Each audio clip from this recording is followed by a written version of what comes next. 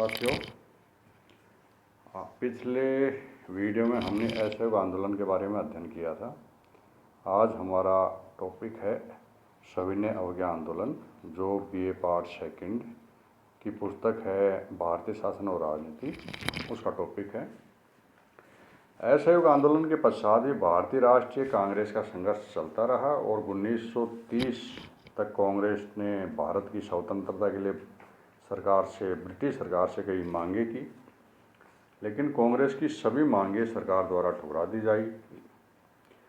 जनता के मन में यह बात घर कर गई थी कि सरकार को कुछ करने के लिए मजबूर किया ही जाना चाहिए, तभी हमारी सुनवाई होगी। ब्रिटिश सरकार ने नेहरू रिपोर्ट को भी अस्वीकृत कर भारतीयों को नाराज कर दिया था। अंततः 1930 में कांग्रेस की कार्यकारिणी ने महात्मा गांधी को सविनय अवज्ञा आंदोलन चलाने का अधिकार प्रदान किया और इसी के तहत नमक कानून के उल्लंघन से इस असहयोग आंदोलन की शुरुआत हुई।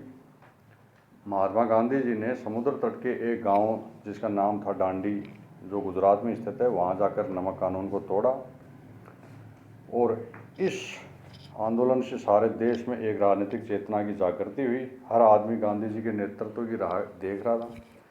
मार्च 1930 से महात्मा गांधी के नेतृत्व में राष्ट्रीय आंदोलन ने एक नई दिशा अख्तियार की, जिसकी शुरुआत सविनय अवज्ञा आंदोलन और दांडी मार्च से शुरू हुई। इस प्रकार यह महान आंदोलन प्रारंभ हुआ। हालांकि इस आंदोलन की जो पृष्ठभूमि ये है कि सरकार ने नमक पर आबकारी कर लगाया था, जिससे ब्रिटिश सरकार को खजाना तो बहुत हासिल हुआ, लेकिन भारतीयों को इससे नाराज़गी हुई। गांधी जी का ध्येय यह था कि नमक कर पर जोरदार वार करना और नमक कर को निरस्त करवाना। इसीलिए 2 मार्च 1930 को गांधी जी ने नए वायसराय लॉर्ड इरविन को ब्रिटिश राज में भारत की खेदजनक दशा के बारे में एक लंबा पत्र लिखा, लेकिन इस पत्र का ब्रिटिश सरकार ने कोई जवाब नहीं दिया।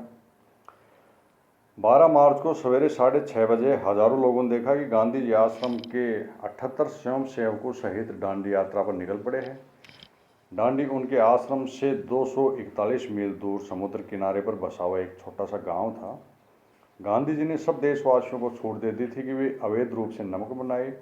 वह चाहते थे कि जनता खुलेआम नमक कानून तोड़े और पुलिस कार्रवाई के सामने अहिंसक विरोध प्रकट करे, पर अंग्रेजों ने इस कानून के उल्लंघन के लिए दमनात्मक कार्रवाई शुरू की और भारतीयों पर लाठियां बरसवाई, जिसके परिणाम स्वरूप 2 भारतीय मारे गए और कई घायल हुए।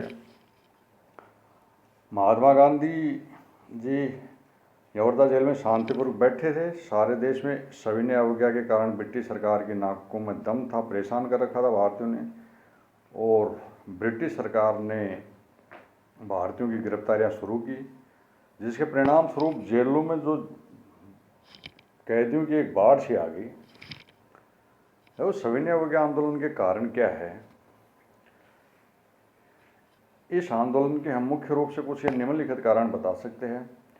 ब्रिटिश सरकार ने नेहरू रिपोर्ट को अस्वीकृत किया एवं इसका परिणाम यह हुआ कि भारतीयों के लिए अंग्रेजों के सामने संघर्ष के अलावा और कोई कारण नहीं बचा। दूसरा, देश की आर्थिक स्थिति बड़ी दयनीय हो गई। एक तरफ विश्व की महान आर्थिक मंदी ने तो दूसरी तरफ सोवियत संघ की समाजवादी सफलता और चीन की क्रांति के प्रभाव ने दुनिया के विभिन्न देशों में क्रांति की स्थिति पैदा कर दी थी। किसानों और मजदूरों की दयनीय स्थिति थी, बहुत ही दयनीय हो गई। फलस्वरूप देश का वातावरण तेजी से ब्रिटिश सरकार विरोधी होता गया। गांधी जी ने इस मौके का फायदा उठाकर सविनय अवज्ञा आंदोलन शुरू किया। इस आंदोलन का तीसरा मुख्य कारण था भारत की विप्लवकारी स्थिति ने भी आंदोलन को शुरू करने के लिए प्रेरित किया। आतंकवादी गतिविधियां बढ़ रही थी। मेरठ षड्यंत्र केस और लाहौर षड्यंत्र केस ने सरकार विरोधी विचारधाराओं को उग्र बना दिया। किसानों, मजदूरों और आतंकवादियों के बीच समान दृष्टिकोण बनते जा रहे थे। इससे हिंसा और भय का वातावरण व्याप्त हुआ। सरकार राष्ट्रीयता और देश प्रेम की भावना से त्रस्त हो चुकी थी, अतः वह नित्य दमन के नए नए उपाय सोच रही थी, अपना रही थी। इसी संदर्भ में सरकार ने जनवरी 1929 में पब्लिक सत्य गिल या जिसको कहते काला कानून पेश किया, जिसे विधानमंडल पहले ही अस्वीकार कर चुका था। इससे भी जनता में नाराजगी फैली। 31 अक्टूबर 1929 को वायसराय लॉर्ड इरविन ने घोषणा की थी कि मुझे ब्रिटिश सरकार की ओर से घोषित करने का यह अधिकार मिला है कि सरकार के मतानुसार 1917 की घोषणा में यह बात अंतर्निहित है कि भारत को अंत में औपनिवेशिक स्वराज प्रदान किया जाएगा। लॉर्ड इरविन की घोषणा से भारतीयों के बीच एक नई आशा का संचार हुआ। इसके परिणाम स्वरूप वायसराय के निमंत्रण पर गांधी जी, जिन्ना, तेज बहादुर सप्रू, विठल भाई पटेल इत्यादि कांग्रेस नेताओं ने दिल्ली में उनसे मुलाकात की। वायसराय डोमिनियन स्टेट्स के विषय पर इन नेताओं को कोई निश्चित आश्वासन नहीं दे सके।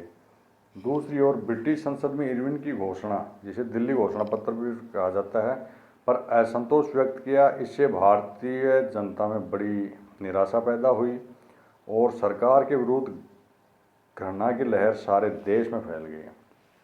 इस आंदोलन का जो छठा कारण वो है उत्तेजनापूर्ण वातावरण में कांग्रेस का अधिवेशन दिसंबर 1929 में लाहौर में हुआ था। अधिवेशन में अध्यक्ष जवाहरलाल नेहरू जी थे, जो युवक आंदोलन और उग्र राष्ट्रवाद के उस समय तक प्रतीक बन चुके थे।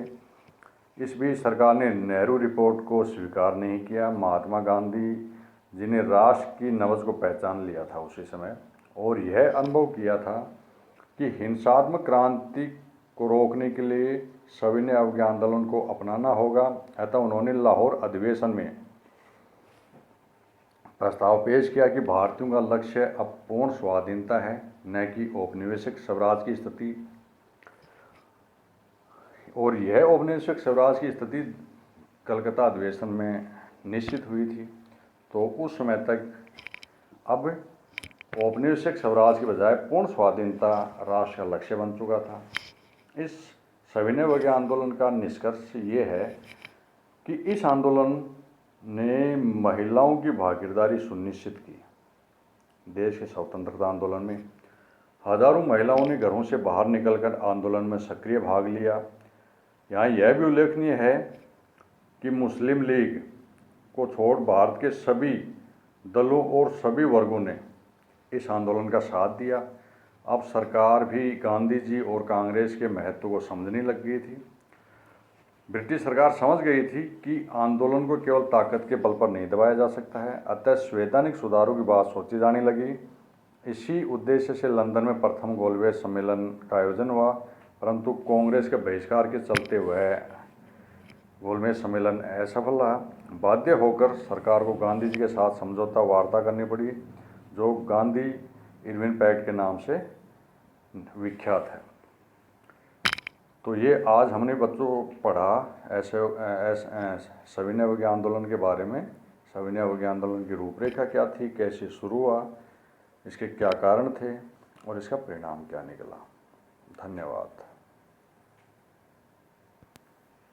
बढ़िया बोला।